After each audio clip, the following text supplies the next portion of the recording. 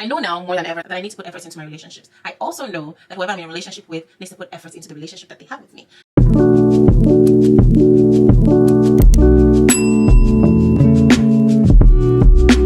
Hi guys, welcome back to my YouTube channel. If this is your first time stopping by, welcome. I'm looking forward to welcoming you to the family, so do well to subscribe and turn on your notifications so you can be the first to get notified when I post something new. In today's video, I'm going to be sharing 5 important life lessons that I wish that I knew earlier, or that I incorporated into my lifestyle a bit earlier in life, because many of these lessons we actually know from the jump, but we're too occupied being busy with the unimportant stuff, that the actual stuff that are supposed to make life easier if we were to incorporate them into our lifestyle, the way that we talk, the way that we think, and just generally the way that we relate with other people.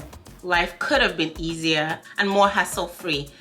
I do feel like as we grow older, certain things we don't truly understand until God gives us an experience that is designed to help us actually see clearly why these important things can't be in the back burner. I'm only going to be sharing 5 lessons today, even though there are 1,000,001 lessons that I could have incorporated a lot earlier in life for my 20s to have been more hassle-free. Let us jump right into the video. The first life lesson that I'm going to share is gratitude.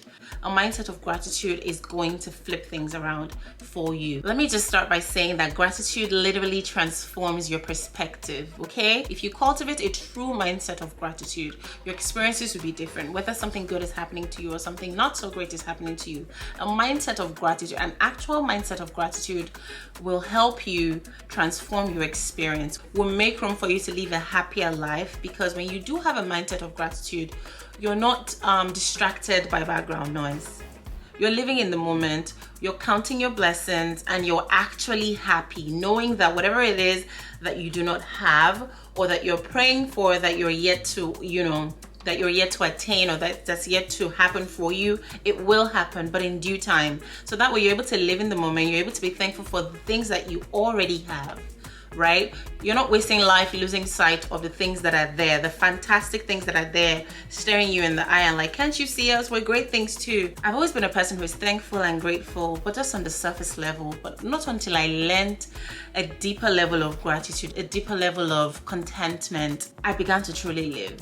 So it doesn't mean that when bad things happen, I don't experience them. I do experience them, but then I experience them while not losing sight of all of the other fantastic things that are happening for me. So yes, a mindset of gratitude is one of the topmost things that should be on your list of the new things that you want to incorporate into your lifestyle for a better quality life. The second life lesson that I honestly feel like if I had incorporated more in my 20s would have been a whole lot more hassle-free, is not overextending myself. Yes, lend me your ears. Do not overextend yourself.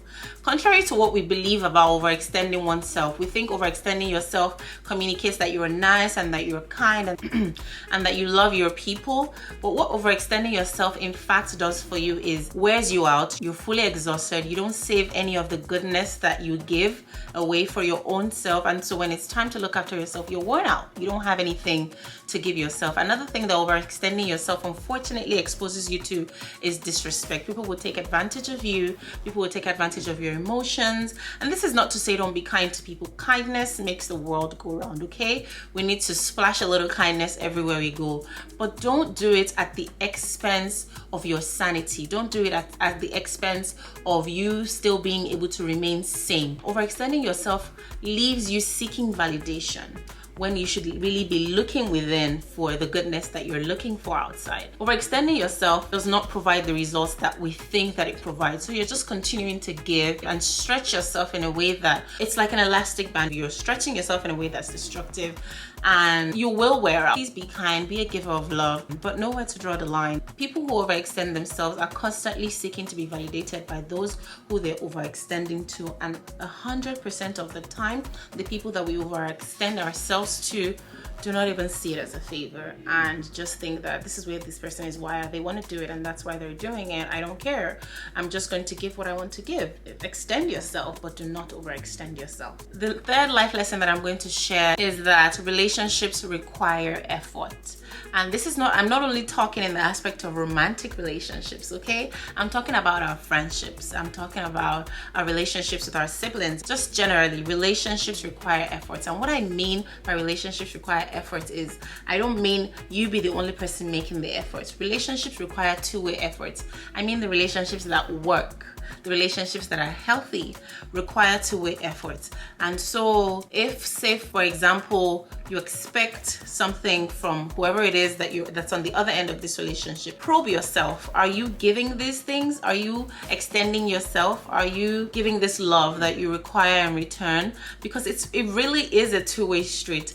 Or if you find yourself in a position where you feel like you're in a relationship where this person is not pouring into you and you're just constantly pouring and pouring and pouring, what will happen is that you will either become a puppet where you're just okay not receiving and just continuing to give, which is where many people are, or that you are just worn out and you just hate this person. Being in relationships that are one-sided often end up in severe feelings of dislike.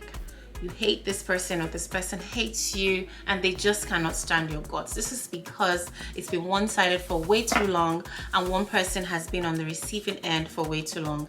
I know now more than ever that I need to put efforts into my relationships. I also know that whoever I'm in a relationship with needs to put efforts into the relationship that they have with me.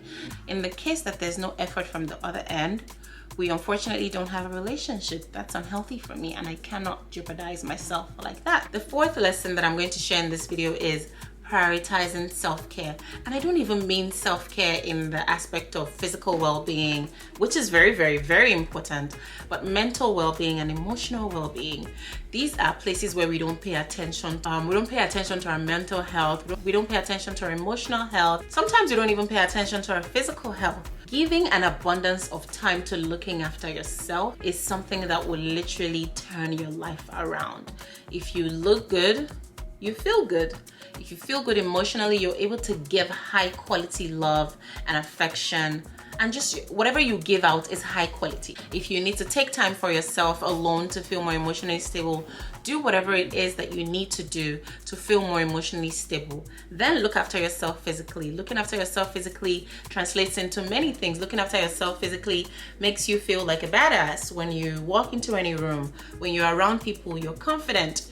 You feel good because you look good. Not prioritizing self-care in the way that I currently prioritize it took a lot from me in the past. There were times that I just didn't feel like I was all that. Prioritizing self-care boosts your confidence in a way that I cannot even begin to explain to you in this video. And I'm not saying be self-absorbed, you know. Look after yourself properly.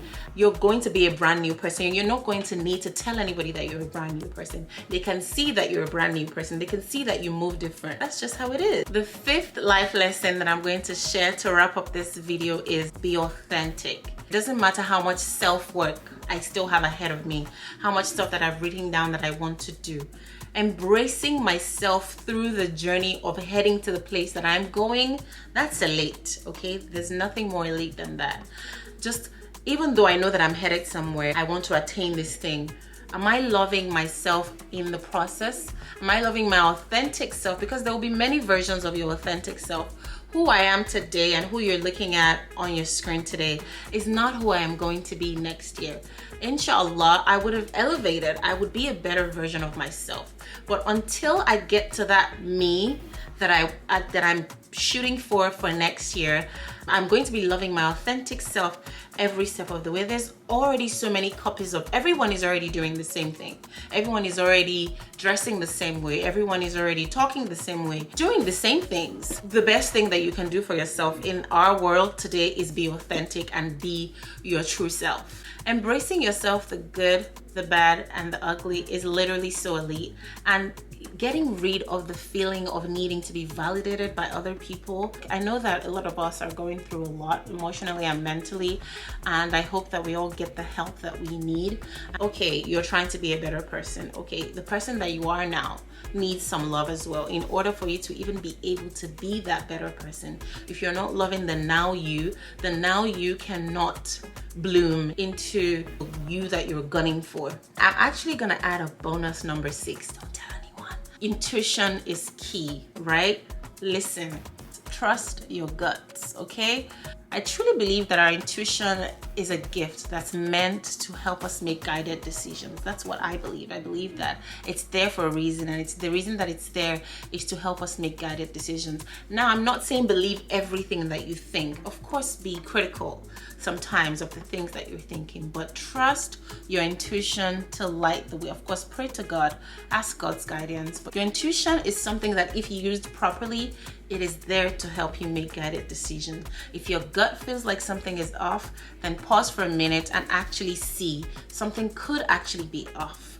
This brings us to the end of today's video. I hope you learned a thing or two from the 5 or 6 life lessons that I just shared. Let me know what you think in the comments. As always, please like, share, and subscribe to my YouTube channel. Your subscriptions are so important. Thank you for the love.